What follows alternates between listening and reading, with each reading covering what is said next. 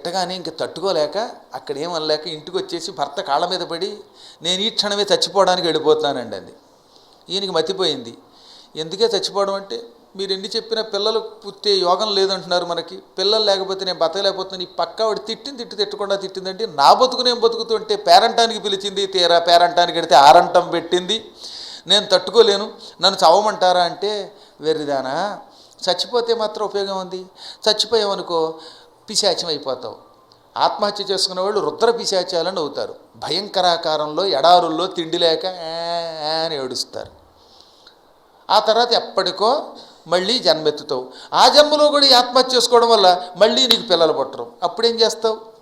మనం చేసిన పాపాలు అనుభవించాలి, అంతేకాని ఆత్మహత్య చేసుకోవడంలో ఉపయోగం లేదు. వినాశే బహవో దోషాః జీవన్ భద్రాణి పశ్యతి. చావడం వల్ల చాలా నష్టాలు ఉన్నాయి, బతికుంటే శుభాలు పొందొచ్చు అనగానే ఇంకేం శుభాలండి అందరూ తిడుతున్నారు. ఈ ఆడవాళ్ళకు కొంతమందికి అండి బాబు ఎన్ని చెప్పండి అన్నీ విని మళ్ళీ మొదలుగా వస్తారు. మీలాంటి జ్ఞానులు అయితే పర్వాలేదు, కానీ అందరూ మరి ఇలాంటి మహాత్మురాళ్ళు ఉంటారా? అమ్మమ్మ వీళ్ళు ఇంటే ఆత్మధైర్యంతో ఉంటారు. ఆవిడకి ఆత్మధైర్యం లేకపోయింది. అందులో పక్కవాడు చివాట్లు కూడా పెట్టారు. నేను చెప్పాగా, ఆ పక్కింటి వాడు పొడిచింది, ఎత్తి పొడిచింది. ఆ ఎత్తి పొడుపు ఈవిడికి బాధ కలిగించింది. అందుకని నేను ఏమైనా చచ్చిపోతానంది. పిచ్చిదాన నా మాట విను అని ఓదార్చగా, అయితే ఓ పని చేద్దామండి, నువ్వు ఏదైనా ఉపాసన చేసి పుత్ర సంతానం పొందు అంది. సరే అయితే ఓ పని చేద్దాం. శివపురాణం ఏం చెబుతోందంటే, శివుడి దగ్గర పుత్రులు కలుగుతారు ఓం నమ శివాయ, పుత్రులు కలగరు ఓం నమ శివాయ అని 2 చీట్లు రాసి కళ్ళు మూసుకుని ఆ శివుడి దగ్గర విసిరేయాలి. అందులో భార్యని కళ్ళు మూసుకుని ఓ చీటీ తీయమనాలి. ఆ చీటీలో ఏమొస్తే శాస్త్రం ప్రకారం అవుతుందంటారు. ఆ పని చేద్దామనగానే అలాగేనండి అంది. వెంటనే ఈయన ఏం చేశాడు, తాళపత్రాలు తీసుకుని ఓ దాని మీద పుత్రః భవతి అని వెంటనే కింద ఓం నమ శివాయ అని రాశాడు. రెండో దాని మీద అభవతి అని రాశాడు. ఈ 2 చీట్లు నలిపి అక్కడ పెట్టాడు.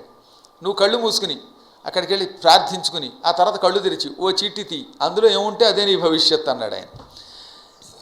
ఈవిడ ఓం నమ శివాయ అని కళ్ళు తెరిచాక, ఇదంతా నిజమేనా, నిజంగా ఓం నమ శివాయ అంటే చీటు వస్తుందా, కొంపదీసి చెడ్డ చీటు వస్తుందేమో అని అనుమానించకుండా ఓం నమ శివాయ అని తీసేసి ఉంటే ఆవిడ జాతకం బాగుపడేది. ఇక్కడే వస్తుంది పెద్ద గొడవ. ఈ గుళ్ళోకి వెళ్ళే వాళ్ళందరూ భక్తులు అనుకుంటున్నారా? వెళ్ళకపోతే పక్క వాళ్ళు ఏమైనా అంటారేమోననే భయంతో వెళ్ళేవాళ్ళు కొందరు. ఒక 10 సార్లు ముట్టుకోకపోతే మనకేమైనా పుణ్యం తగ్గిపోతుందేమోనని కొందరు, ఇతరుల యొక్క మెప్పు కోసం కొందరు, నేను బాగా చూశాను నాకు బాగా కనపడింది అనిపించుకోవడానికి కొందరు పెడతారు. అందరూ ఇలాంటి జ్ఞానులు ఉంటారా మరి లోకంలో? ఉండరు కదా. మరి ఈ అనుమానంతో ఆ చీట్లో చీటి తీసింది. అందులో నీకు పిల్లలు పుట్టరని వచ్చింది. ఇంకా చూడండి, ఆయన అన్నాడు, నీ కర్మ ఇంతే, నీకు పిల్లలు పుట్టరు. నిర్మితంచ ఈశ్వరేణైవ కథం చైవాన్యథా భవేత్. శివ సంకల్పం ఇలా ఉంది, ఇంక దీనికి వ్యతిరేకంగా మనం ఏమీ చేయలేం. ప్రియురాలా నీ ఆశపోయినట్టే శివుడి దగ్గర వేసిన చీటీలో కూడా నీకు పిల్లలు పుట్టరనే వచ్చింది. ఇంక నువ్వెంత గింజుకున్నా పిల్ల లేదు, జల్లా లేదు, ఇదంతా కళ్ళ. హాయిగా మన ఇద్దరం అడవికి పోయి తపస్సు చేసుకుందామా అంటే, అయితే ఇంకో పని చేద్దాం. శాస్త్రం ఏం చెబుతోందంటే, తనకి పిల్లలు పుట్టకపోయినా తన భర్తకి మరో భార్య వల్ల పుట్టిన పిల్లలు కూడా తన సొంత పిల్లలతో సమానమని శాస్త్రం చెబుతున్నది. మీరు 2వ పెళ్లి చేసుకోండి అంది, కొంచెం మంచి పెళ్ళం కనుక. అందుకని ఏమంది, పిల్లలు పుట్టలేదా, అయితే పర్వాలేదు మీరు ఇంకో పెళ్లి చేసుకోండి అంది. నీకేమైనా వెర్రెక్కిందా? ఇవాళ ఇలాగే అంటావు, రేపు పొద్దున్న 2వ పెళ్లి చేసుకున్నాక సవతి వచ్చాక మీ ఇద్దరు కొట్టుకు తెచ్చిపోతారు. ఏదో పిల్లలతో సుఖంగా ఉంటున్నాను, ఇప్పుడు మీ ఇద్దరు కొట్టుకుని నాకు అశాంతి తెచ్చిపెడతారేమో అన్నాడు ఈయన. అబ్బే ఆ బెంగక్కర్లేదండి, మా అమ్మకి మేము 6గురం పిల్లలం, నా తర్వాత ఓ చెల్లెలు ఉంది, ఆ చెల్లెలకి పెళ్ళి అవ్వట్లేదు, ఆ పిల్ల పేరు గుస్మెని మీకు ఇచ్చి పెళ్లి చేస్తానండి అంది. ఓసి వెరిదానా, ఎన్నో చెబుతున్నాను విను.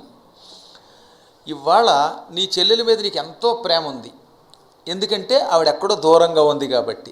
ఆ చెల్లెలి నా భార్య నీకు సవతి అయ్యిందంటే నీకు దాని మీద ఈర్ష్య కలుగుతుంది.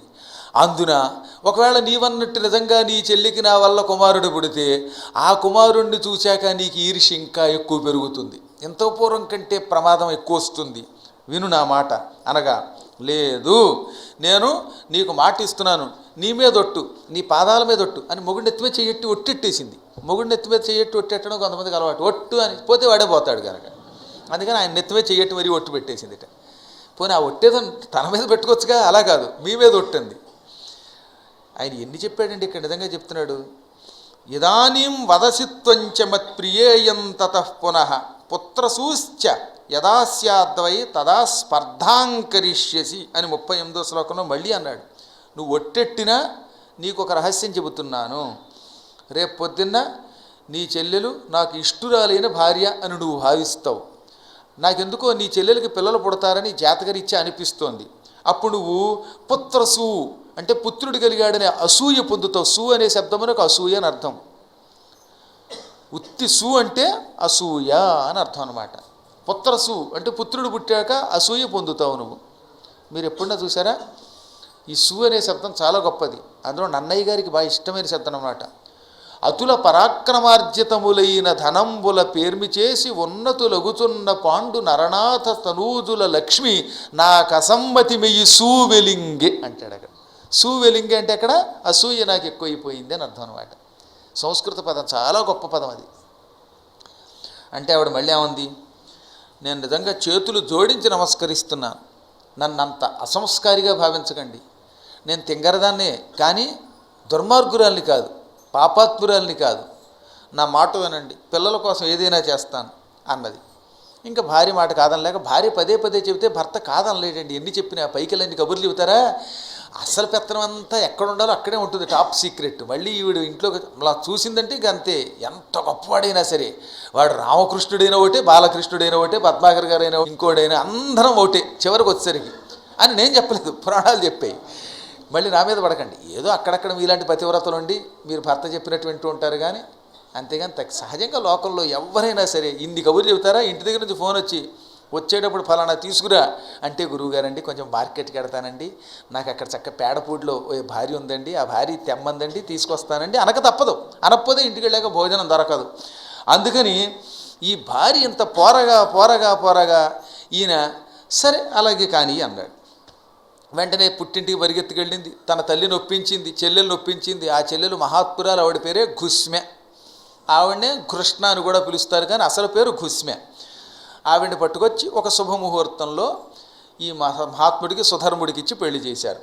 కొద్ది రోజులు నిజంగా చెల్లెల్ని భర్తని ఎంతో ప్రేమగా చూసి, ఆహా నా మాట విన్న భర్త అని ఆయన పాదాలు కడిగి ఆయనకి రోజు మంచి భోజనం పెట్టి చెల్లెల్ని కూడా గౌరవించి, ఏమే నేను నిన్ను ఎందుకు తీసుకొచ్చానో తెలుసా, సవతి పోరును కూడా లెక్క చేయకుండా నువ్వు సంతానాన్ని పొందాలి, ఆ కొడుకుని నా కన్న కొడుకులా పెంచాలి, ఈ పక్క వాళ్ళ నోళ్ళు పూయించాలి, భార్యాభర్తల్లో ఎవరికి సంతానం ఉన్నా అందరికీ సంతానం ఉన్నట్టు అని శాస్త్రం చెబుతున్నది కనుక అన్నది.